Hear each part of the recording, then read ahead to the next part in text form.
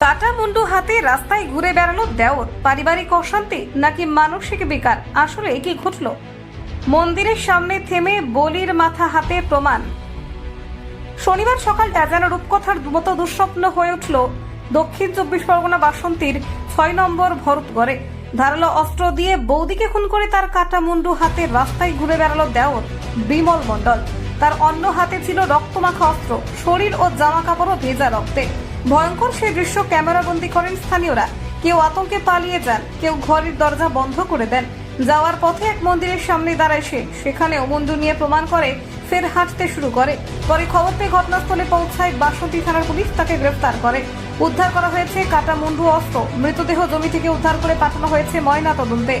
এখনো অজানা হত্যার প্রকৃত কারণ, পারিবারিক অশান্তি নাকি মানসিক বিকৃতি, তা খতিয়ে দেখছে পুলিশ। স্তম্ভিত গোটা এলাকা, সোশ্যাল মিডিয়া জুড়েও চরম উত্তেজনা।